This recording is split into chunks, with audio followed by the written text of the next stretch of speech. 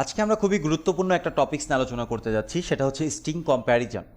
দুইটা স্ট্রিং যদি আমরা কম্পেয়ার করতে চাই তাহলে সেই কম্প্যারিজনটা কিসের উপরে ভিত্তি করে হবে বা সেই কম্প্যারিজনের রেজাল্টটা কী আসবে, কিভাবে আমরা দুইটা স্ট্রিংকে কম্পেয়ার করতে পারি, সেই সব বিষয় নিয়ে আজকে আমরা আলোচনা করব। দুইটা নাম্বার কম্পেয়ার করা আর স্ট্রিং কম্পেয়ার করার ভিতরে অনেক তফাৎ আছে। কারণ নাম্বার আমরা নর্মালি বুঝতে পারি 1-এর থেকে 2 বড় বা 2-এর থেকে 10 বড়, এভাবে কিন্তু আমরা আগে থেকেই বুঝতে পারি, কারণ এটা একটা অর্ডার মেনটেন করে রাখা হয়েছে। কিন্তু দুইটা স্ট্রিং কিভাবে নিজেদের ভেতরে কম্পেয়ার করে থাকে সেটাই আজকে আমরা বুঝতে যাচ্ছি। অ্যাট ফার্স্ট আমরা দুইটা স্ট্রিং নিয়ে নিই। var a is equal two I am, এত বড় স্ট্রিংয়ের নেওয়া দরকার নেই, এ বি সি, আর আরেকটা ভ্যারিয়েবল নিয়ে নিলাম var b is equal to B C D. এখন এই দুইটা স্ট্রিংয়ের ভেতরে আপনি যদি কম্পেয়ার করেন তাহলে কম্পেয়ারটা করবেন কিভাবে? আমাদের কাছে কম্প্যারিজন অপারেটর আছে, তাই না? তো আমরা কম্পেয়ার করে দেখতে পারি console.log a triple equal B, A আর বি সমান কিনা সেটা আমরা এখানে কম্পেয়ার করে দেখতে পারি। এই যে রেজাল্টটা, এইভাবে যে আমরা কম্পেয়ার করলাম, রেজাল্টটা কি আসা উচিত? এ বড় হবে না বি বড় হবে, বা দুইটা সমান হবে কিনা, এটা কি হবে একটু দেখার দরকার তো আমাদের, তাই না? দেখার দরকার না? আমরা একটু রান করি। এ আর বি সমান না, এটা আমরা বুঝতে পারছি। এখানে 3টা ক্যারেক্টার আছে, এখানেও 3টা ক্যারেক্টার আছে। 3টা ক্যারেক্টার থাকার অর্থ এই না যে দুইটা স্ট্রিং সমান। তার মানে এর ভেতরে অন্য কোনো মেকানিজম আছে, যেই দুইটা মেকানিজমের মাধ্যমে বা যেই মেকানিজমের মাধ্যমে আমরা বুঝতে পারবো কোনো স্ট্রিং বড়, কোনো স্ট্রিং ছোট। তাহলে এ বড় না বি বড়? যেহেতু দুইটা সমান না, তাহলে কোনো একটা তো বড় বা কোনো একটা ছোট হবে। তাহলে এ গ্রেটার দেন বি, এটা কি সত্য রিটার্ন করবে আমাদেরকে?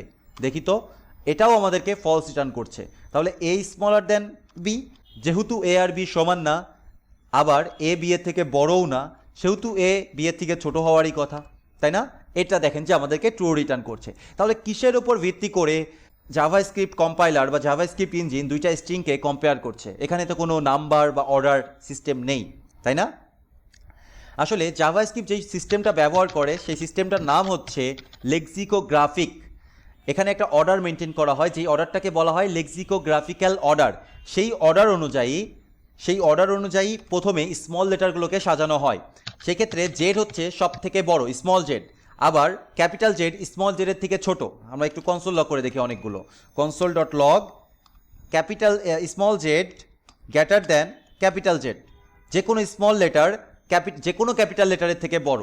ওকে, যে কোনো স্মল লেটার যে কোনো ক্যাপিটাল লেটারের থেকে বড়। এখানে দেখেন আউটপুট দিচ্ছে ট্রু। যদি আমরা এই স্মল জেডটাকে কম্পেয়ার করতাম ক্যাপিটাল এ থেকে, অ্যাকচুয়ালি এটা তো চেঞ্জ হবেই। সো আমরা যদি এখানে এই স্মল লেটারের ভেতরে সব থেকে ছোটো লেটারটা হচ্ছে এ, আর সব থেকে বড় লেটারটা হচ্ছে জেড। আবার ক্যাপিটাল লেটারের ক্ষেত্রেও সেম, সব থেকে বড় লেটারটা হচ্ছে জেড এবং সব থেকে স্মল লেটারটা হচ্ছে এ। তাহলে ক্যাপিটাল লেটারের সব থেকে বড় লেটার হচ্ছে জেড এবং স্মল লেটারের সব থেকে ছোট লেটার হচ্ছে এ। এটার ভেতরে যদি কম্পেয়ার করানো যায় তাহলে কি আসবে?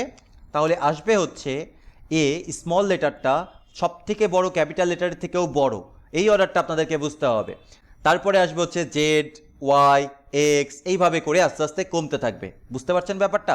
তাহলে এই ক্ষেত্রে কি ঘটছে? প্রথম ক্ষেত্রে যেহেতু বি এর থেকে বড়, দ্যাটস ওয়াই সে কি করছে, এখানে ফলস রিটার্ন করছে বা ট্রু রিটার্ন করছে। এ স্মলার দেন বি, এক্ষেত্রে ট্রু রিটার্ন করছে।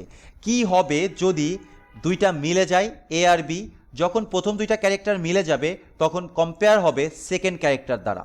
ওকে, এই ক্ষেত্রে সি বি এর থেকে বড়, তাই আউটপুট আসবে ট্রু। আমরা এই কনসোল লগটাকে রিমুভ করে দিই বা কমেন্ট আউট করে দিই। তাহলে কি হচ্ছে দেখা যাক। দেখেন এটা ট্রু আসছে, যেহেতু সি এখানে বড়।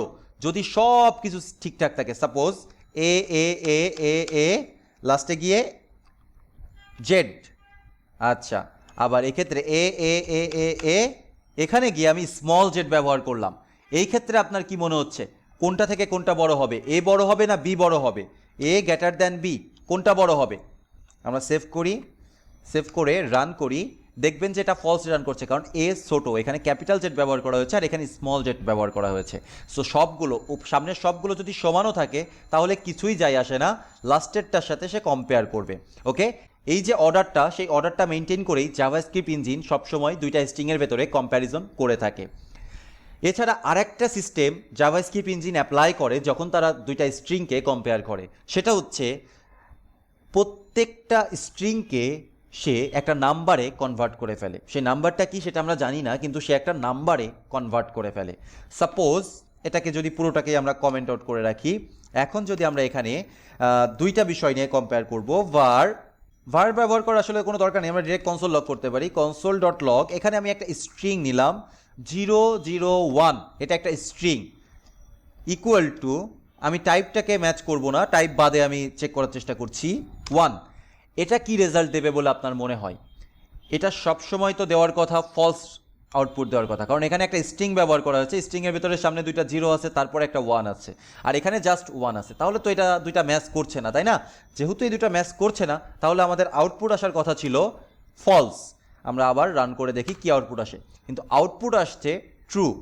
যেমনটা স্ট্রিং কনক্যাট করার ক্ষেত্রে কি হয়, স্ট্রিংয়ের সাথে কোনো নাম্বার থাকলে সে নাম্বারকে স্ট্রিংয়ে কনভার্ট করে ফেলে, কিন্তু কম্প্যারিজন করার সময় পুরোপুরি উল্টো।